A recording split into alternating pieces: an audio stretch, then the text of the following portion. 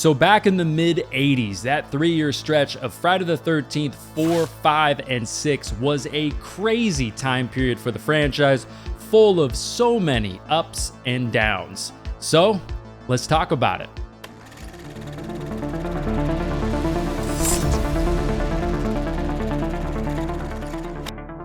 What is up, everybody? Welcome to Mad Blood, and today I'm going to be talking about kind of the rise and fall of Friday the 13th, Part 4, 5, and 6, a 3-year time span in the franchise with one of the most popular movies in the franchise, which also essentially ended the Jason story.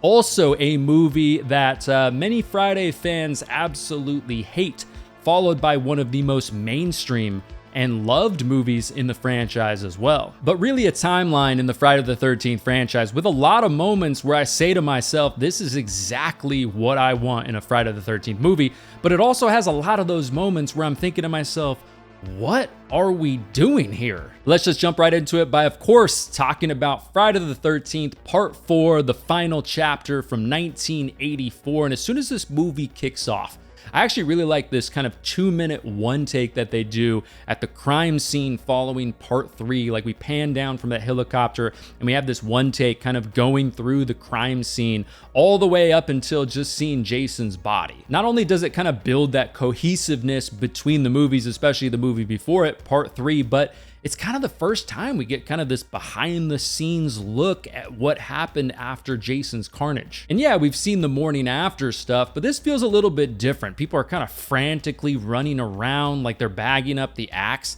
that was in Jason's head. They're bagging up the bodies and carrying those out. And yeah, of course, we also see them bag up Jason to be brought to our old pal Axel. Also, we've never really gotten Jason just like full on terrorizing a hospital, kind of like they planned on doing to the sequel to Friday the 13th Part 7, which didn't end up happening. And it just so happens that the original Halloween 2 is one of my favorite horror movies of all time. So just getting that little tidbit of Jason here in the hospital kind of wreaking havoc a little bit, I just eat it up. Plus, that Axel kill has always been one of my personal favorites in the franchise. You get the bone saw moment, you get the crunchy, juicy head twist going on. I don't know, it's just damn good. By the way, there is no way in hell a hot nurse wants to bang you in a cold room with a dead body. I do love that moment though when you see Jason's foggy breath as soon as Axel is closing up that icebox. I bet especially in the theater in 1984, it was like, oh shit, here we go. Now, as great as the Jarvis family is in this movie, I do think a lot of the other characters in the final chapter are kind of overrated to me. I wouldn't necessarily say that the characters are bad in this movie, but some of those moments with some of those side characters do drag for me when we're not with the Jarvis family, like the dancing scene or when Ted and Jimmy are really just awkwardly trying to hook up with the twins. I don't know. There's something about some of those moments that kind of feels very PG-13 to me.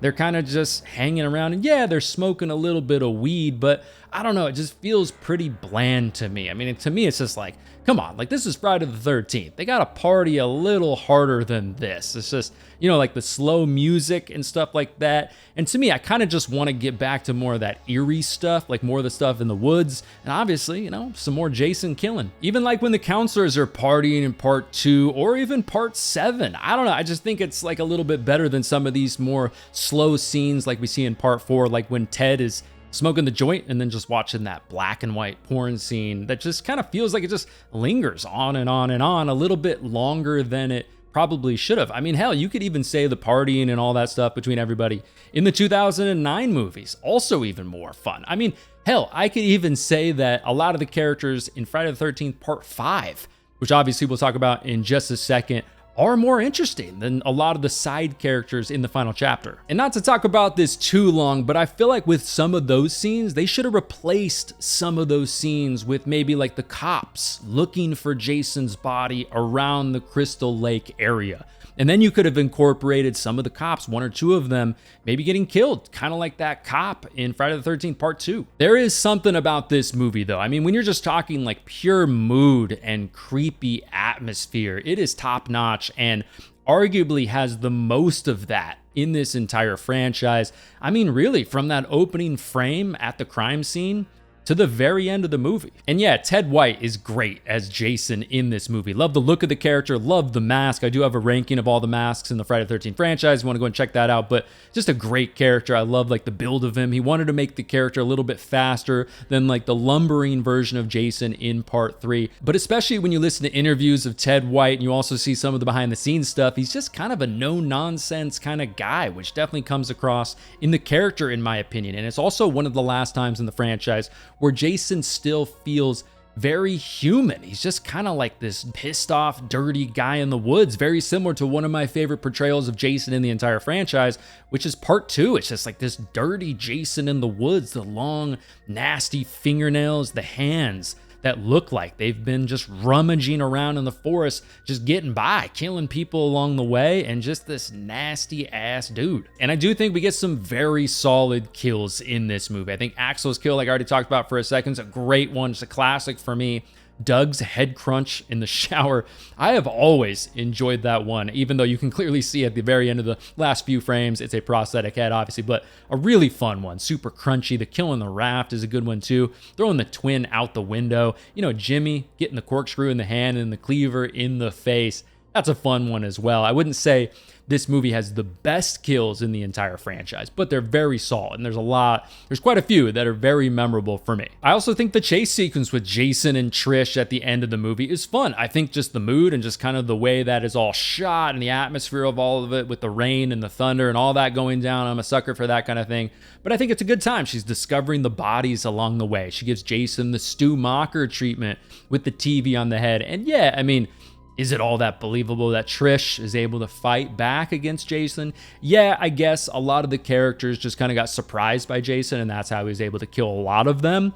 But would you believe that Trish is able to really fight back this well against Jason in this moment? You know, whatever. That's just kind of a little bit of a nitpick. It doesn't ruin the moment by any means, which, like I said, overall, I like that chase scene. I think it's a good moment in the movie. But yeah, one of the best moments in this entire movie, you could argue one of the most memorable moments in this entire franchise, is when Trish knocks off Jason's mask and you get to see the incredible makeup design, kind of a blend of a newer, older version of Jason mixed with how Tom Savini, made the character in the original Friday the 13th at the end of that movie. But yeah, just an incredible job by Tom Savini and the rest of his team.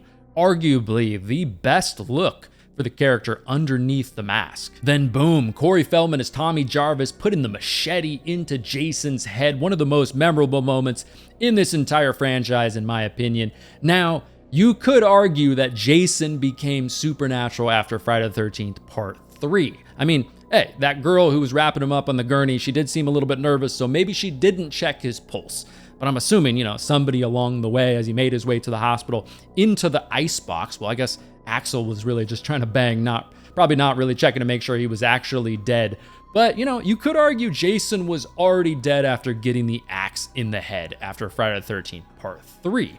But still, regardless, they did want to kind of just wrap up this franchise. Even the director admitted, and this was early, obviously, in the slasher genre. So the fact that you would bring these franchises back and back and back after kind of saying the final chapter or Freddy's dead, whatever you want to say, wasn't something that necessarily happened a lot. They thought it was over. And I think this is a pretty badass way to end the character. I mean, the animatronics going on, the head twitching, all the work that Tom Savini and the rest of the team put into all of that. I bet, especially in theaters in 1984, man, if I could go back in time and witness that opening weekend, I bet that was a holy shit moment. Plus, I think one of the reasons why that final kill of Jason works so well as his head is just kind of sliding down the machete is, if you go back and watch the final chapter, you'll realize that a lot of the kills, as great as they are, they're pretty quick kills. And even Ted White said he wanted to make the kills kind of quick and fast and brutal. And that is how the kills are. I mean, they're those type of kills where me,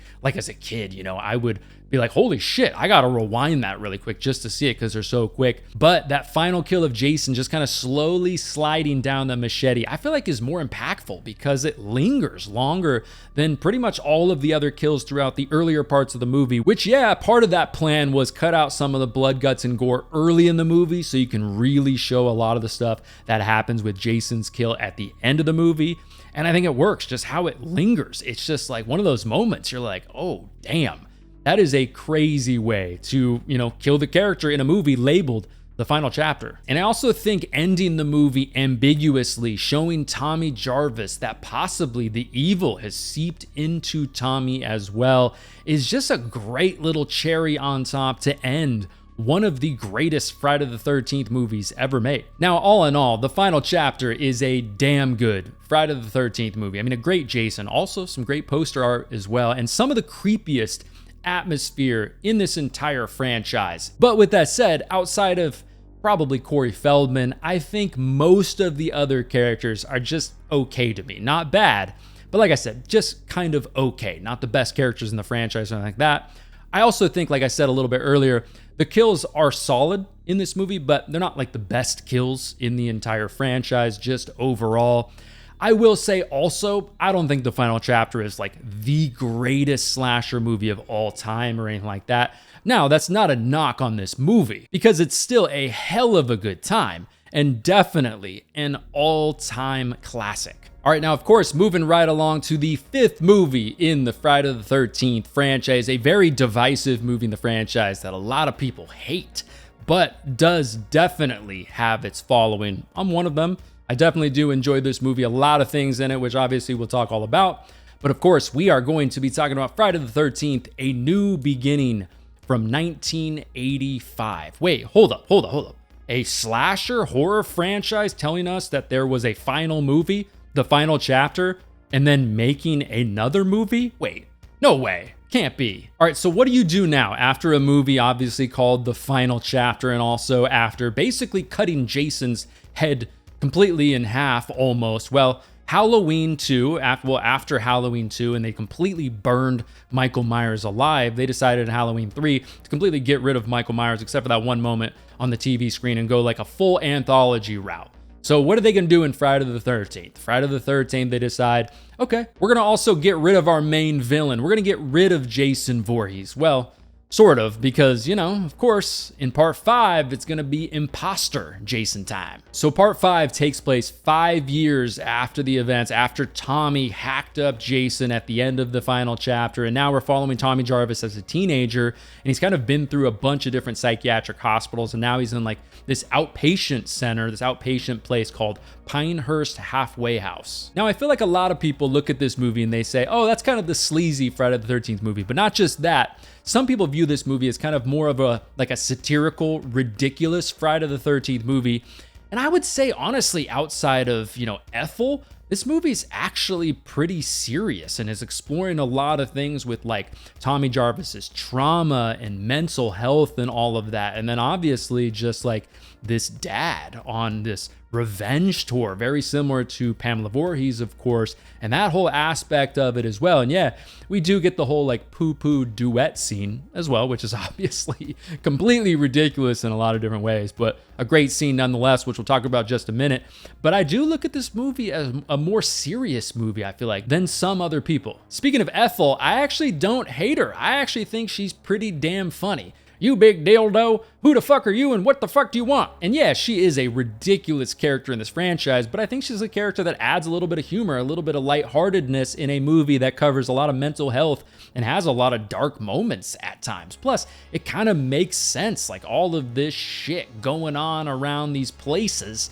I mean, you're bound to kind of piss off a few hillbillies along the way. Speaking of the people in the area, I like how, kind of similar to Jason Goes to Hell, we spend some time with the people who are affected by all this stuff going on in the area. Like, we spend quite a bit of time in this movie with the police department. We find out how the mayor feels about all these murders happening in his town, and I think that just adds a little something to the movie. Now, one thing that I think is cool about this movie, and you could argue has more of this than maybe any Friday the 13th movie in this entire franchise, is it just kind of has that vibe of being like a little bit of that sleazy kind of exploitation slasher movie like a lot of us are used to seeing from some of those just cult classic 80s slasher movies. And I'm not talking about like the big mainstream slasher movies that everybody pretty much knows.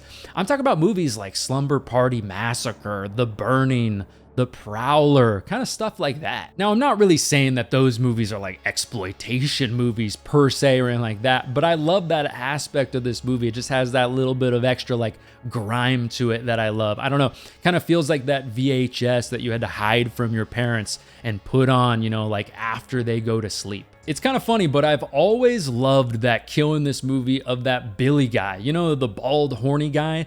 Like he's doing donuts in the parking lot of the diner. He's waiting for his girl. He talks about the forecast is cloudy in the mountains, sunny in the valley, and snow flurries up your nose.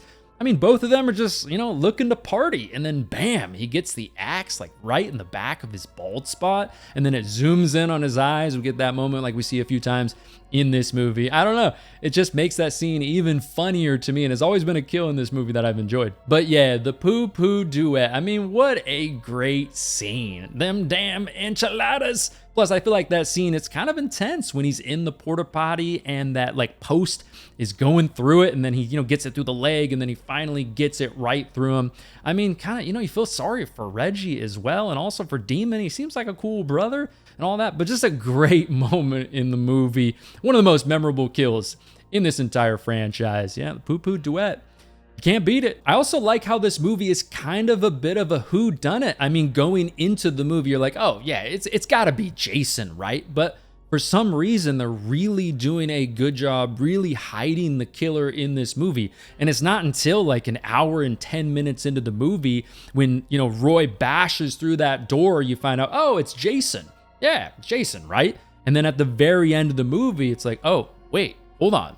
No, it's not. Oh, damn. Okay, we're doing something a little different here. And yeah, some people think that some of those lingering shots on Roy's face earlier in the movie make it kind of obvious who the killer is, but honestly, that's never really bothered me. I think this estranged father out for revenge is a great motive. Like I said earlier, very much reminds me of Pamela Voorhees' motive from the original Friday the 13th. Pamela Voorhees, one of my favorite horror villains of all time, without question. Also, just Roy's motive of being this father out for revenge makes the kills to me feel just like a little bit more mean. So like I mentioned earlier, I have ranked all the Friday the 13th masks in the entire franchise, but to me, I actually really like Roy's mask in this movie. Also, like his very noticeably blue eyes match the blue chevrons on the mask, maybe kind of hinting who the killer is in the movie. And yeah, it's a simple look for the character and a pretty simple looking mask, but I don't know what it is. It just kind of works for me. Yeah, the mask is clean, it's not broken or anything like that, but it's kind of grimy. I don't know. I just love it. I also just love this idea of just this imposter who's probably completely lost it and his, you know, like maniac brain isn't working all that well. So he doesn't realize that the big ass blue chevrons don't even really match the real look of Jason, but he's just like, you know what? Screw it. You know, I'm just crazy. I'm gonna go kill some people. I'll be honest too, I think part 5 has a pretty damn fun ending. I mean, Roy is just coming at him. It's rainy. They're finding the bodies all over the place. Reggie, the reckless, gets the tractor, breaks out of the barn, runs Roy over. But this guy is so pissed that he just keeps coming. I do though think it's kind of funny when Roy eventually does fall onto the spikes and then his face is revealed underneath the disguise. And even to this day, I have to kind of look at it and be like, who is that? Does that even look like Roy? And I bet back in '85 in the theater, before people actually knew who it was, I bet in that very moment, people were like squinting, looking at the screen like, wait, who the hell is that? But, you know, of course, luckily, you know, 5 minutes later, the sheriff kind of explains everything. But yeah, even going back all these years later, it's like, wait, is that even the same actor or is that a stuntman playing Roy? To me, part 5 is just one of those crazy movies in the franchise, which is pretty divisive. I mean, some Friday the 13th fans just hate this movie, but it definitely has its die-hard fan base as well. And personally, I like it a lot. I mean, I think this movie has solid kills. It's got some interesting characters that I like. It's kind of sleazy. It's got like a sleazy, gory vibe to it as well. We get 2 final guys and a final girl. I also think that Pam is an underrated final girl in the franchise just in general. And come on, guys, I know it's not technically Jason Voorhees, but it's a guy in a Jason mask killing everybody. It's kind of the same thing. But overall, to me, I think part 5 is a solid entry in the franchise. All right, and yes, next we're going to talk about one of the most popular movies in this entire franchise. Like I said, Part 5, a very divisive movie. Some people consider it one of the worst movies in the entire franchise, right next to the final chapter, which is a very popular movie in the franchise as well. And then, yeah, Part 5 just squished in between another one of the movies that people just love, which of course is Friday the 13th, Part 6, Jason Lives from 1986, the third movie in basically like 3 years in this franchise, right? And yeah, with a title like Jason Lives, they're just kind of like, all right, guys, you know what? I'm sorry. Yes, we pissed off a lot of you. I know Jason wasn't technically in that last movie, but yes, with the title Jason Lives, we promise Jason is back and he is going to be in this movie. And surprisingly, when you go back and watch this movie, Jason is in this movie a lot. I mean, he is just all over the place on screen in broad daylight, stomping around, just, you know, doing what he does best, just living his best life now that he is a zombie. And yeah, for the third movie in a row, we're once again following Tommy Jarvis, who is still haunted of his memory of Jason Voorhees. And now he kind of tries to get a definitive end to everything that happened once and for all. So he returns to Crystal Lake, which has now been renamed Forest Green, so just so the city can just try to move on basically from the murders. Now, Tommy Jarvis was played by John Shepherd in Part 5. They wanted John Shepherd to come back again for this movie as well, but he ultimately decided not to. He decided to do one more movie, and then he decided to quit acting just altogether and pursue just some of his religious stuff instead of, you know, fighting Jason at least one more time. So Thom Matthews stepped in as Tommy Jarvis, and to me, honestly, did a really damn good job in this movie. Yeah, part of it is probably because of the game, but yeah, when I just imagine Tommy Jarvis in this franchise, when he's young, of course, I think about Corey Feldman, but an older version of Tommy Jarvis, I definitely think about Thom Matthews because, yeah, he is just really damn good in this movie. And when I think about Friday the 13th movies that I could personally recommend to a non-horror fan, honestly, this is probably the movie that comes to mind right away. It's kind of the movie in the franchise made for more of like the general movie going audience. You know, it's kind of more upbeat. You've got like the Alice Cooper music blasting. This movie is just a little bit more mainstream. It's more of like, it has definitely more of a blockbuster feel to it. Like that moment when the RV crashes, it's on fire, Jason's standing on top of it. You're like, oh, okay, this definitely has like a bigger feel than pretty much all the other Friday the 13th movies before it. It's actually kind of crazy how big of a movie they were able to make this feel on such a small budget. And one thing I will say about Part 6 is that for me personally, I feel like this movie just kind of gets a little goofy to me. For me, usually I prefer my Friday the 13th movies to be a little bit darker, like a little bit more gritty. Yeah, I can have fun with obviously movies like Jason X, movies like this, of course, an all-time classic, and so many other Friday the 13th movies that do have some silliness to it. But, you know, like the paintball scene, I feel like that's just a completely absurd scene in the franchise, and I get why it's there, and I get why people like that aspect of it. You even got the guy at the graveyard, like looking right into the camera, talking into the camera, stuff like that. You know, that's extreme silliness for a Friday the 13th movie, and I know they wanted to go with some more humor in this movie, and like I said, I get why people like that. There's nothing against it if you like it. It's just not really my flavor. I will say too, I also enjoy the angle that the director of this movie went with the kills. He wanted the kills to be less realistic, more over the top in this movie. Now, I absolutely love the kills in my horror movies and my slasher movies that are more realistic, more believable, more scary. Like, for example, in the original Friday the 13th, like this crazy mom with a knife just massacring people. There's something scary about that. There's something fucking awesome about that too. But in this movie, it works with the over-the-top kills. There's just something about it that's just kind of fun and makes you want to rewind it to see what happened. Like that paintball moment when Jason cuts off the 3 heads at once, like the moment where he's shoving the girl's head through the wall in the RV, punching the guy's heart straight through his body, bending the sheriff in half. Another great kill, by the way, but those are just like over the top kills that the director wanted people to look at and be like, oh, I could never do that. That's not really believable. But for me, it doesn't necessarily take away from the movie. It kind of makes it like a little bit funnier and a little bit more epic. Like I said, I enjoy both styles of kills, but I think those kills in this particular movie, with the tone of this movie and just the overall vibe they're going for this movie, it works. Which is also another one of those reasons why I think Jason Lives is a Friday the 13th movie that you can recommend to non-horror fans or non-slasher fans, because the kills aren't too much. You know what I mean? It's not something that's really going to make me or you or I think somebody else squeamish per se, like some of the kills in this franchise.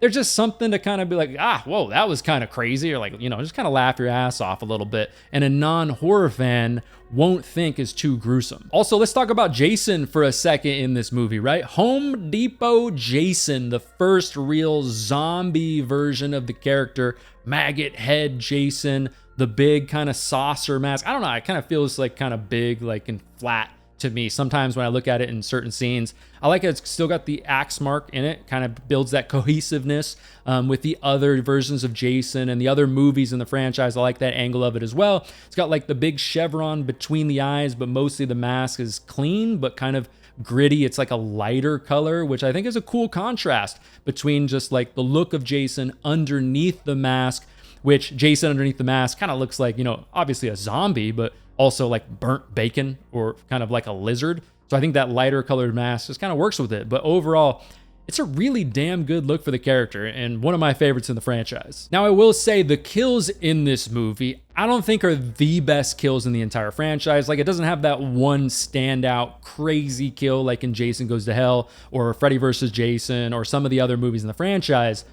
But overall, just on average, the kills in this movie are very solid. I also really love this Camp Forest green setting that they set it out for this movie. And I feel like, to me, it's the first time since Friday the 13th Part 2 where it really feels like Crystal Lake again. Because even in 3, 4, and 5, yeah, we've got the woods and things like that, but it doesn't truly feel like the setting to the OG or in Part 2, which to me is my personal favorite setting in the entire franchise. It also would have been kind of interesting if they explored the whole Mr. Voorhees angle in this movie at the very end, which they were originally planning on doing. They're going to have Mr. Voorhees, Jason's dad, basically just checking on Jason and Pamela's grave towards the end of this movie. I don't know. It kind of would have been a little interesting. It's always kind of cool to hear about some of the what ifs in the franchise. The end of Jason Lives, I also think is pretty fun. I also like the fact that they incorporated the lake as a way to kind of contain the character. Obviously, after all these years, that's became very iconic, and to me, one of my favorite campfire stories you could say about the Jason Voorhees character is just like that idea of Jason, at the bottom of the lake. Like, better not go down there because Jason is probably going to be chained up down there. But yeah, it's a little funny that they didn't decide to either, maybe blow up the character or even at least just like chop off his head or something like that. But still, trapping him at the bottom of Crystal Lake is definitely a fun idea. But yeah, it's a fun ending. And overall, I would say Jason Lives. I mean, it's just a fun movie. I wouldn't say it's my favorite movie in the franchise or anything like that. This movie, to me, doesn't do one thing really well. It kind of just does everything good. Like, it's got good kills, not the best kills. It's got good characters, a solid Jason. It's got a good setting, not my favorite setting. But it's just a fun movie to kind of just let everyone know that, all right, Jason is back in this franchise. And this isn't going to be just like a low budget, cash grab, low effort kind of a Friday the 13th movie. No, we're going to kind of go for some cool shit with these movies, probably from here on out. But anyways, everybody, there you go. That is the rise and fall of Friday the 13th, Part 4, 5, and 6. If you want some more videos from me right now, I'll go ahead and link a couple Friday the 13th videos for you right here. I have a ton of Friday the 13th videos on the channel. If you don't want to miss future videos on the channel, make sure you subscribe. That is the best way to do that. All of my social media links will be down below in the description if you want to go ahead and follow me over there. But again, everybody, thanks so much for watching. Really do appreciate it. My name is Matt, and I will talk to you in the next one.